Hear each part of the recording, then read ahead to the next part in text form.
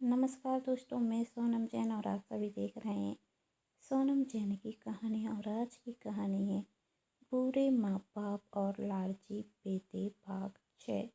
यदि आप सभी को मेरे द्वारा लिखी गई ये कहानी पसंद आए तो चैनल को सब्सक्राइब कर लीजिएगा और पास में जो बेल आइकन का बटन है उसे प्रेस करना बिल्कुल ना भूलें, क्योंकि उसी से मिलेंगी आप सभी को मेरी आने वाली हर कहानी की नोटिफिकेशन। कहानी पसंद आने पर वीडियो को लाइक कर दीजिएगा, क्योंकि जब आप करते हैं वीडियो को लाइक तो मुझे मिलती हैं कहानियाँ लिखने के लिए प्रेरणा, और कहानी को अपनों के साथ शेयर करना बिल्कुल ना भूलें। तो चलिए बिना टाइम वेस्ट किए कहानी शुरू करते हैं। आज नयन और रेखा के नए घर का उद्घाटन था। निखिल और रोशनी भी नयन और रेखा के घर आ गए थे। अभी आए हुए 2 दिन हो गए थे और इन 2 दिन में निखिल और रोशनी ने भी नयन और रेखा की तरह कौशल जी और वर्षा जी से ज़्यादा बात नहीं की। रोशनी तो ये सोचकर बात नहीं करती कहीं माँ जी बापू जी से ज़्यादा बात करने पर वह मेरे साथ मेरे घर मुंबई आकर न रहने लगे, इसलिए वह हर बार वर्षा जी से बात करने से बचती, और यदि वह कुछ कहती तो बात को तार कर वहाँ से चली जाती है।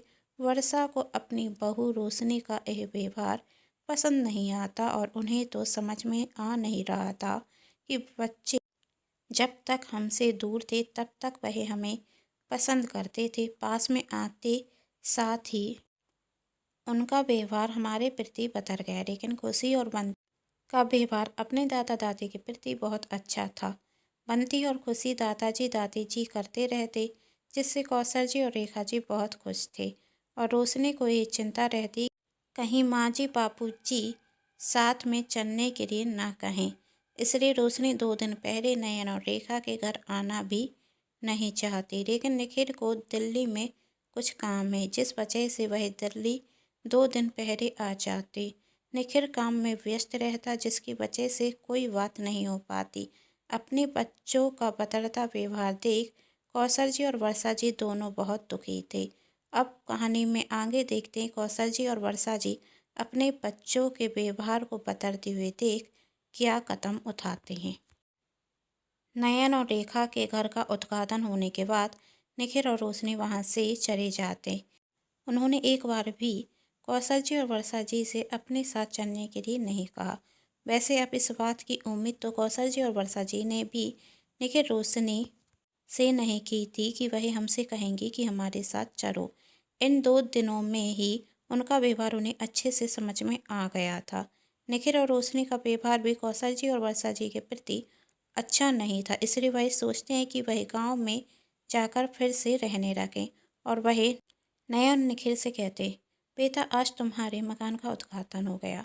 हम तो तुम्हारे यहाँ उद्घाटन के लिए आए थे, जो पूरा हो चुका है, और शाम को वापस जाना चाहते हैं, तो तुम हमारी टिकट करा दो तो अच्छी बात है। नयन कुछ कहता उसके पहले ही रेखा कहती, बापूजी यदि आप रुकते तो अच्छा लगता, लेकिन मैं समझ सकती हूँ कि आपका यहाँ मन नहीं रख रहा होगा। शहर की ज़िंदगी और गांव की ज़िंदगी में बहुत अंतर होता है। आप वापस जाना चाहते हैं तो मैं भी आपकी टिकट करा देती हूँ। तभी बंटी वहाँ आकर कहता, नहीं दादाजी दादी जी आप कहीं नहीं जाएंगे, आप हमेशा मेरे साथ रहेंगे।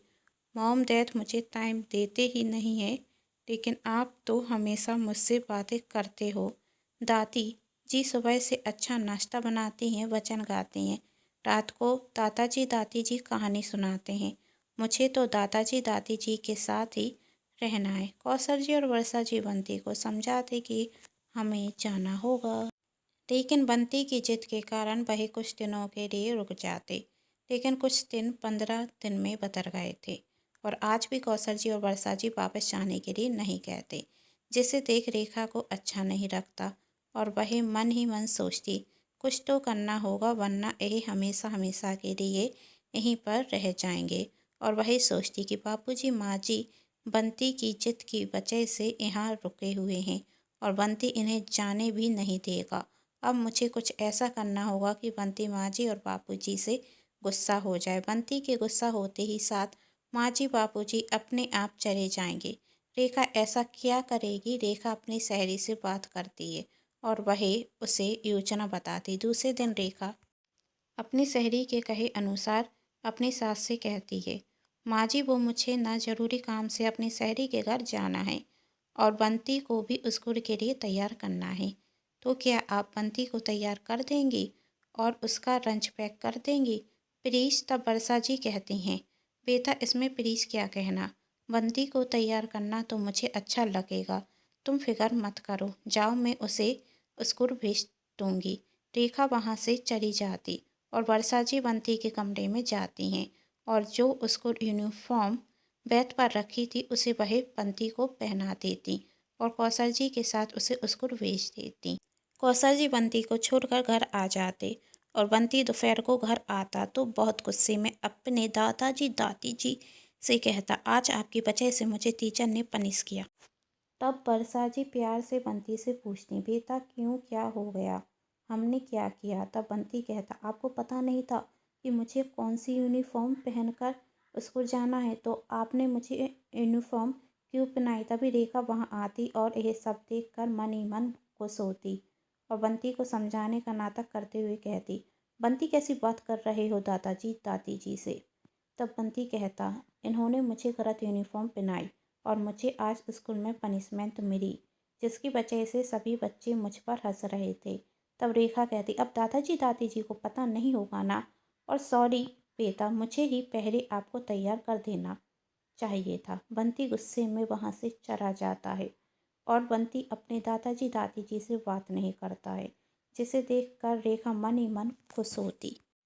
एक दो दिन निकल जाते और कौशल जी और रेखा जी फिर बंटी को समझाते, लेकिन बंटी उनसे बात नहीं करता, जिससे कौशल जी और वर्षा जी को दुख होता और वह सोचते, अब हमें यहाँ नहीं रुकना चाहिए, क्योंकि हम जितना रुकेंगे उतना ही हमें दुख होगा, क्योंकि वह यह बात अच्छे से समझ चुके थे, यह सब कुछ रेखा ने जानबूझकर किया।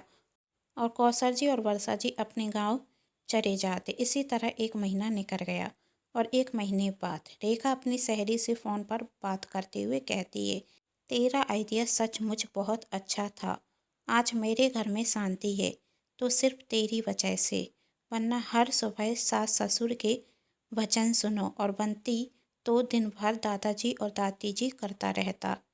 जब रेखा अपनी सहेली से बात कर रही थी कि तभी बंटी अपनी मॉम के कमरे में आता है। तभी रेखा अपनी सहेली से कहती, उस दिन तूने ही कहा था ना कि बंटी गलत यूनिफॉर्म पहनकर जाएगा तो उसे स्कूल में पनिशमेंट मिलेगी, और वही गलत यूनिफॉर्म बंटी की दादी जी पहनाएंगी तो बंटी अपने दादाजी और दादी जी से गुस्सा हो जाएगा। और ऐसा ही हुआ और तब से बंटी अपने दादाजी दादी जी से गुस्सा है। बंटी रेखा की सारी बातें सुन लेता और चुपचाप वहाँ से आ जाता। उसे इस बात का बहुत बुरा लगता, जिस वजह से वह खाना भी नहीं खाता और उसकी तबीयत भी खराब होने लगती। यहाँ रेखा अपने सास ससुर के जाने से खुश थी, वहीं रोशनी भी कम खुश नहीं थी। वह भी अपनी सहेली से फ़ोन पर बात करते हुए कहती, अच्छा हुआ कि मेरे सास ससुर यहाँ रहने के लिए नहीं आए, रेखा ने उन्हें अपने घर से जाने के लिए मजबूर कर दिया तो वह मेरे घर पर भी नहीं आए। सही है, आखिर कब तक हम उनकी दखल अंदाजी बर्दाश्त करते? यदि वह यहाँ आकर रहते तो हमारी तो आज़ादी छिन जाती। वैसे भी इतने टाइम से अकेले रह रहे हैं तो किसी की दखल अंदाजी मुझे बर्दाश्त नहीं होगी।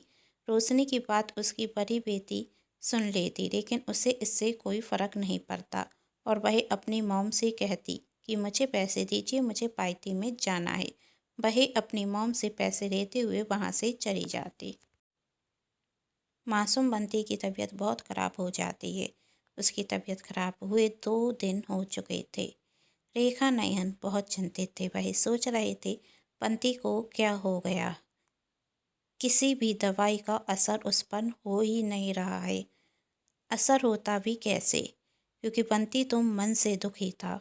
उसे दुख एक ही बात का था, वह अपने दादाजी दादी जी से गलत हो रहा था। उसके दादाजी दादी जी उससे बहुत प्यार करते हैं, लेकिन मॉम की वजह से वह मुझसे दूर चले गए और मुझे भी अपने दादाजी दादी जी से गलत बात नहीं करनी चाहिए। बस बंटी यही सोच रहा था और रेखा और नयन अपने बेटे को एक पल के लिए भी अकेला नहीं छोड़ते और हमेशा उसके साथ रहते और उन्हें अपने बेटे की चिंता रखी रहती है। आज रात नयन जब बंटी को सुला रहा था और रेखा बंटी को दवाई देती, तब बंटी कहता, मॉम डैड आप मेरी इतनी चिंता मत कीजिए। तब रेखा ने कहा, क्या कह रहे हो तुम तुम हमारे बेटे हो और एक माँ को तो अपने बेटे की चिंता होगी ना। तब नयन ने कहा, बेटा परेशान मत हो, मैं तुम्हारे साथ हूँ ना। और तुम ही तो कहते हो जब डैड साथ होते हैं तो किसी से डर नहीं रखता, फिर आज ऐसी बातें क्यों कर रहे हो। तुम तो हम दोनों से बहुत प्यार करते हो ना, तो जल्दी से ठीक हो जाओ। तभी बंटी कहता, पर डैड जब मैं बड़ा हो जाऊंगा और मेरी शादी होगी ना, तो मैं भी आप दोनों को अकेले छोड़कर चला जाऊंगा।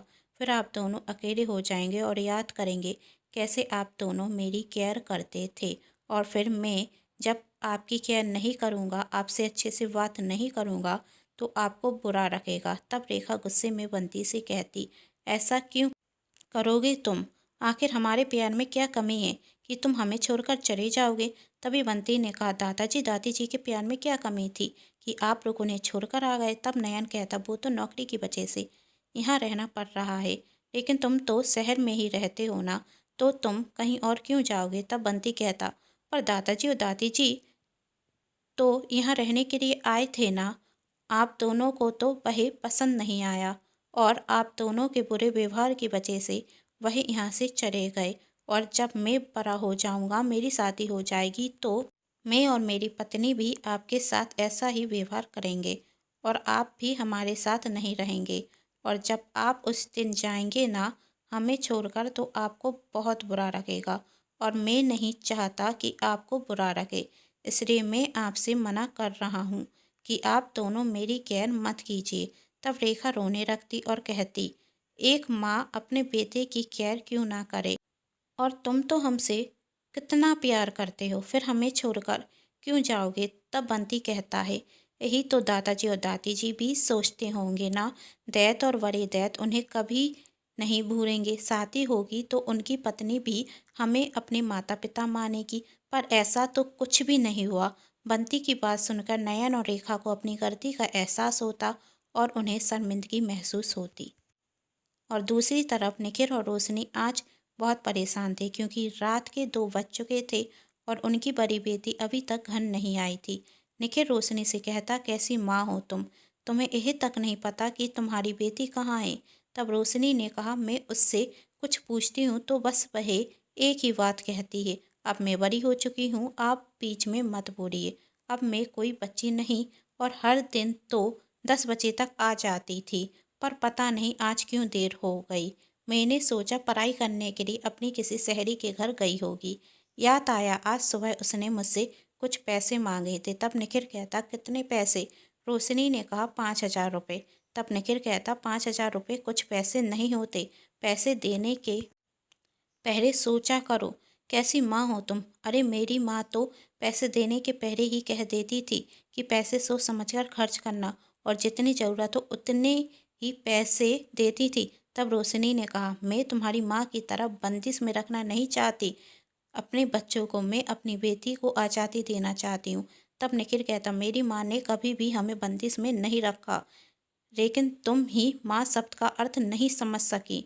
तब रोशनी कहती, माँ के ऊपर प्रवचन बाद में देना, पहले पता करो कि हमारी बेटी कहाँ है, हम उसके दोस्तों को फ़ोन करते हैं। इसी तरह 2 घंटे और निकल गए और आप तो सुबह के 4 बज चुके थे। बहुत देर तक इंतजार करने के बाद और जब रोशनी की बड़ी बेटी घर आती, तब रोशनी उस पर गुस्सा होते हुए कहती है, कहाँ गई थी तुम, पूरी रात भर से कहाँ थी। तब रोशनी की बड़ी बेटी वहाँ से बिना कुछ कहे जाने रखती। तब निखिल कहता, तुम्हारी माँ ने तुमसे कुछ पूछा है, जवाब दो। तब रोशनी की बेटी कहती, मॉम डैड आपको क्या हो गया है, जब से मैं आई हूँ तब से सवार के चक्रव्यूह खड़े कर रहे हो। कहा था ना आपसे कि अपनी सहेली के घर जा रही हूँ, पाई थी मैं, बस वहीं थी, आने में इतना टाइम रखता है। निखिल कहता। तब उसकी बेटी कहती है, मैं किसी भी सवाल का जवाब देना जरूरी नहीं समझती हूँ। तब रोशनी कहती, तुम हमारी बेटी हो और हमारे हर सवाल का जवाब देना होगा तुम्हें, उनकी बेटी ने कहा, जब आप दोनों पसंद नहीं करते कि आपके माता पिता आपकी ज़िंदगी में इंटरफेयर करें, तो आप दोनों सोच कैसे सकते हैं कि मुझे यह सब कुछ मुझे पसंद आएगा, कि आप दोनों मेरी ज़िंदगी में इंटरफेयर करें। अपनी बेटी का यह जवाब सुनकर निखिल खुद पर काबू नहीं कर पाता और वह अपनी बेटी में जोर का एक थप्पड़ लगाता। तभी उसकी बेटी कहती है, मुझे ये सब पसंद नहीं और मैं अपनी ज़िंदगी अपने हिसाब से जीना चाहती हूँ। जब आप दोनों अपनी ज़िंदगी अपने हिसाब से जीना चाहते हैं, अपने माता पिता को अपनी ज़िंदगी में नहीं रहना चाहते, तो आप कैसे सोच सकते हैं कि मैं चाहूँगी कि आप दोनों मेरी ज़िंदगी में आए। अब आप दोनों मेरी ज़िंदगी में ना ही आए तो अच्छा। कहते हुए रोशनी निखिल की बेटी वहाँ से चली जाती और उनकी छोटी बेटी खुशी वहाँ आकर कहती, वैसे मॉम डैड, दीदी ने कुछ गलत नहीं कहा। आप दोनों भी तो नहीं चाहते कि दादाजी दादी जी हमारे पास आकर रहें। मॉम, आप भी तो कहती हैं कि दादी जी फालतू का ज्ञान देती हैं। डैड, कभी कभी आपको भी तो दादाजी की बात पसंद नहीं आती। शायद इसलिए दीदी को भी आपकी बातें फालतू का ज्ञान रख रही हैं और मैं भी बड़ी हो जाऊंगी तो मुझे भी ऐसा ही रखेगा, क्योंकि बच्चे जब बड़े हो जाते हैं तो समझदार हो जाते हैं। और मेरी टीचर जी भी कहती हैं, व्यक्ति जैसा कर्म करता है वैसा ही फल पाता है। निखिल और रोशनी की छोटी बेटी खुशी थी तो उम्र में बहुत कम, पर आज उसने निखिल और रोशनी को बहुत गहरी बात समझा दी और वही कहते, बेटा, तुमने हमारी आंखें खोल दी, हमसे बहुत बड़ी गलती हो गई और उस गलती के लिए हमें अपने माता पिता से माफ़ी मांगनी होगी और माफ़ी मांगने के लिए अब हम उनके पास जाएंगे। तब खुशी कहती है, अब दादाजी दादी जी से मिलने जाएंगे तो मैं भी आपके साथ चलूँगी। तब रोशनी ने कहा, हाँ बेटा, तुम भी हमारे साथ चलना। तुम्हें देखकर वही भी हमें माफ़ कर देंगे, वरना हमारे कर्म तो ऐसे हैं कि हम तो उनसे माफ़ी भी नहीं मांग पाएंगे। निखिल और नयन, रोशनी और रेखा चारों को अपनी गलती का एहसास हो चुका था और वही माफ़ी मांगने के लिए कौशल जी और वर्षा जी के पास गांव में जाते। कौशल जी, वर्षा जी उस वक्त अपने बच्चों के बारे में ही बात कर रहे थे कि तभी वह चारों बाहर खड़े होकर उनके दरवाजे की कुंडी बजाते। जब कौशल जी वर्षा जी दरवाजा खोलते तो अपने बच्चों को देखकर उन्हें बहुत खुशी होती और वह चारों अपने माता पिता के पैरों में गिरकर माफ़ी मांगते और कहते, हमसे बहुत बड़ी गलती हो गई, हमसे जो गलती हुई उसकी कोई माफ़ी नहीं है। पर कहते हैं, माँ बाप तो अपने बच्चों की हर गलती माफ़ कर देते हैं, तो आप भी हमारी गलती माफ़ कर दीजिए। कौशल जी और वर्षा जी उन्हें उठाते तो वही कहते, हम जब तक नहीं उठेंगे जब तक आप हमसे नहीं कह देंगे कि हमने तुम्हें माफ़ किया और अब हम आपके साथ हमेशा हमेशा रहेंगे। अब आप शहर चलिए, वह घर आपका है, हम आपके घर में आपके साथ रहेंगे। देर आए दुरुस्त आए, कौशल जी ने कहा। अब जब तुम लोगों को अपनी गलती का एहसास है तो हमें तुमसे कैसी नाराज़गी। तब वर्षा जी कहती, हमें तो तुमसे कभी नाराज़गी थी नहीं। बच्चों, अब तुम आए हो तो अंदर नहीं आओगे या बाहर से ही हमें ले जाओगे। चलो, आज हम सब मिलकर एक साथ खाना खाते हैं और आज मैं सबके पसंद का खाना बनाऊंगी। वह चारों अंदर आ जाते। इस बार खुशी और बंटी के साथ चारों रेखा की बड़ी बेटी भी आई हुई थी। वह लोग कुछ दिन गांव में रुकते और गांव में कुछ दिन रुकने के बाद कौशल जी वर्षा जी के साथ रहते हुए निखिल और रोशनी की बड़ी बेटी को एक परिवार का साथ मिला। वह पहले से बदल चुकी थी और अपने माता पिता से माफ़ी मांगते हुए कहती, जब आप अपने माता पिता से माफ़ी मांग सकते हैं तो मैं भी तो आपसे माफ़ी मांगूंगी ना, और मैंने भी तो आपको बहुत दुख पहुंचाया है। आज के बाद मैं कभी भी आपसे गलत व्यवहार नहीं करूंगी, मुझे माफ़ कर दीजिए। निखिल रोशनी अपनी बेटी का ऐसा व्यवहार देखकर खुश होते और वही इसका श्रेय अपने माता पिता को देते। निखिल रोशनी और नयन रेखा को अपने माता पिता के साथ रहने में अब अच्छा लगता। उम्मीद करती हूँ आप सभी को मेरे द्वारा लिखी गई ये कहानी पसंद आई होगी। यदि कहानी के सारे पार्ट पसंद आए हैं तो वीडियो को जल्दी से लाइक और अपने दोस्तों रिश्तेदारों के साथ शेयर कर दीजिएगा और ऐसी ही नई नई कहानियाँ देखने के लिए चैनल को सब्सक्राइब कर लीजिएगा। Thanks for watching.